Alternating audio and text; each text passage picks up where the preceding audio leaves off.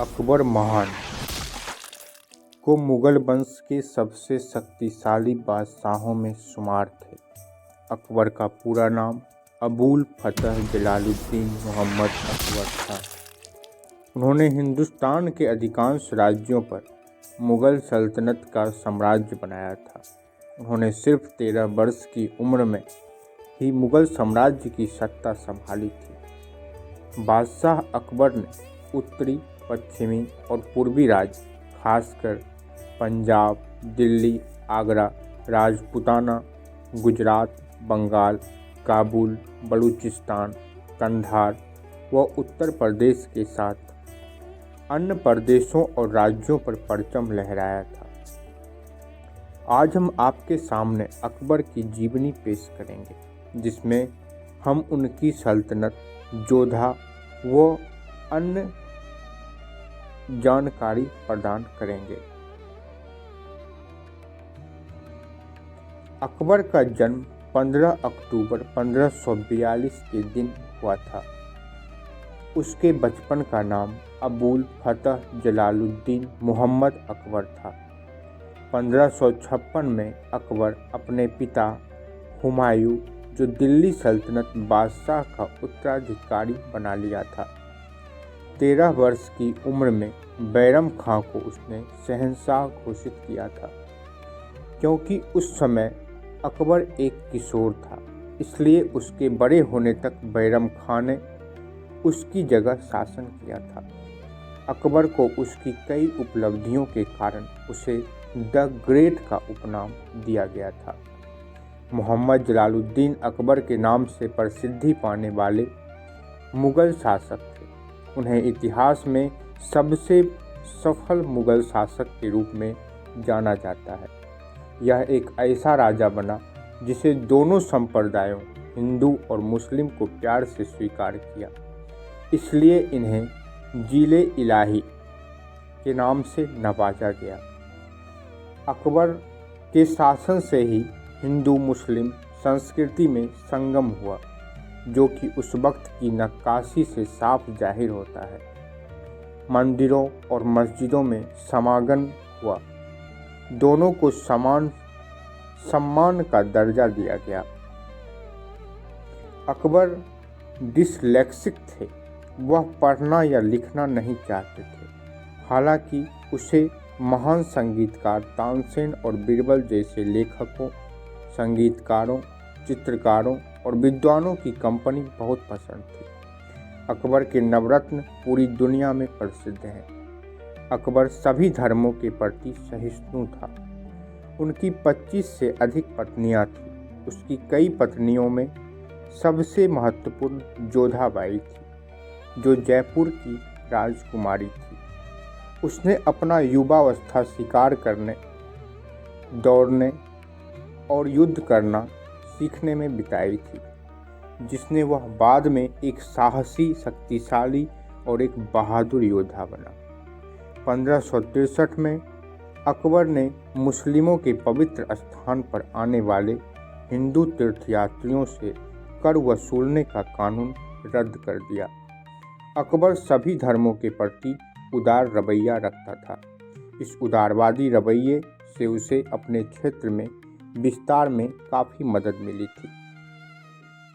अकबर मुगल वंश का तीसरा बादशाह था। वह अपने पिता हुमायूं की मृत्यु के बाद 1556 ईस्वी में सिंहासन पर बैठा। उस समय उसके अधीन कोई खास इलाका नहीं था। उसी वर्ष पानीपत की दूसरी लड़ाई में उसने हेमू पर विजय पाई, जो अफगानों के सुर राजवंश का समर्थक था। अब वह पंजाब, दिल्ली, आगरा और पास पड़ोस के क्षेत्र का स्वामी बन गया। अगले 5 वर्षों में अकबर ने इस क्षेत्र में अपने राज्य को मजबूत बनाया और पूर्व में गंगा यमुना के संगम इलाहाबाद तक और मध्य भारत में ग्वालियर और राजस्थान में अजमेर तक अपना राज्य फैलाया। अगले 20 वर्षों में अकबर ने कश्मीर, सिंध और उड़ीसा को छोड़कर पूरे उत्तर भारत को जीत लिया। 1592 ईस्वी तक उसने इन 3 राज्यों को भी अपने राज्य में मिला लिया। इसके पहले 1581 ईस्वी में उसने अपने छोटे भाई हकीम की बगावत का दामन किया, जिसने अपने को काबुल का स्वतंत्र सुल्तान घोषित कर दिया था। 10 वर्ष बाद अकबर ने कंधार जीत लिया और बलूचिस्तान पर कब्जा कर लिया। अकबर का साम्राज्य 15 सूबों में बटा था।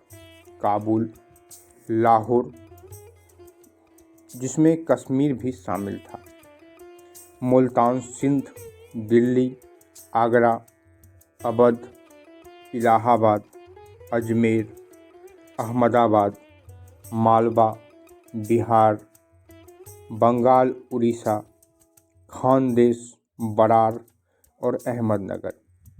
अकबर का राज्याभिषेक 22 जून 1555 को हुमायूं ने कई संघर्षों के पश्चात अपने सिंहासन को पुनः प्राप्त कर लिया। जनवरी 1556 में हुमायूं की सीढ़ियों से गिरने से मृत्यु हो गई। इसके पश्चात अकबर का राज्याभिषेक बैरम खां की देखरेख में गुरदासपुर जिले के कालानौर नामक स्थान पर 14 फरवरी 1556 ईस्वी को मिर्जा अबुल कासिम द्वारा किया गया। इस प्रकार अकबर मुगल वंश का तीसरा शासक बना। बैरम खां हुमायूं के समय से ही अकबर के अंगरक्षक की भूमिका में था तथा 1556 से 1560 के मध्य संरक्षक की भूमिका में भी रहा। बैरम खां का पतन। बैरम खां के पतन में अकबर की धाई मां माहम अनंगा ने महत्वपूर्ण भूमिका निभाई। उसने बैरम खां के खिलाफ अकबर को लगातार भड़काकर उसके रिश्ते खराब करने पर मजबूर कर दिया। आखिरकार अकबर और बैरम खां के बीच तिलवारा नामक स्थान पर युद्ध भी हुआ, जिसमें अकबर की विजय हुई और बैरम खां ने समर्पण कर दिया।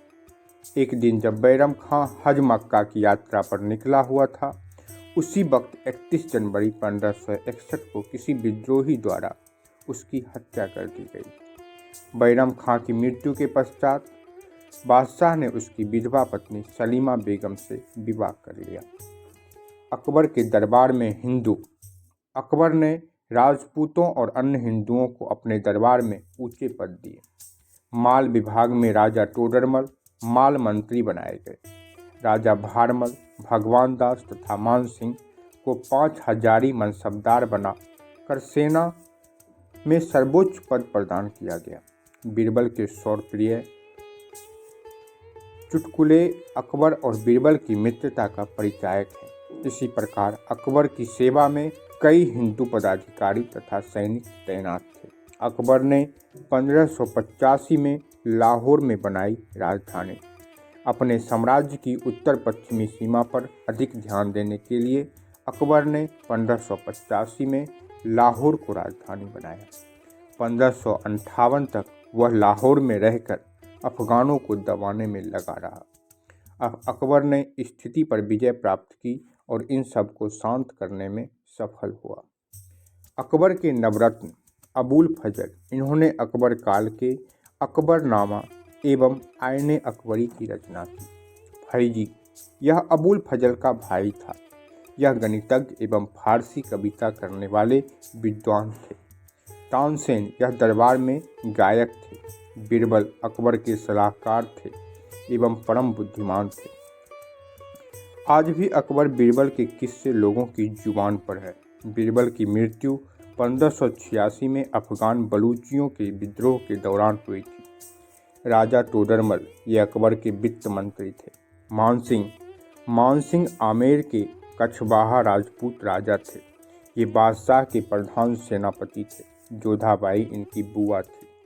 अब्दुल रहीम खाने खाना बैरम खां के पुत्र थे एवं दरबार में कवि थे। फकीर अजियों सलाहकार थे। मुल्ला दो पियाजा सलाहकार थे। अकबर की मृत्यु। अकबर का पुत्र सलीम था, जो कि जोधाबाई की कोख से पैदा हुआ था। वह भी कुछ समय से अपने हाथों में शासन लेने की कोशिश कर रहा था, परंतु कुछ समय के पश्चात ही 27 अक्टूबर 1605 को पेचिश से परेशान होकर अकबर की मृत्यु 63 वर्ष की उम्र में हो गई।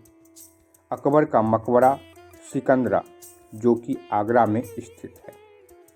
आशा करते हैं आपको अकबर की हिस्ट्री अच्छी लगी होगी।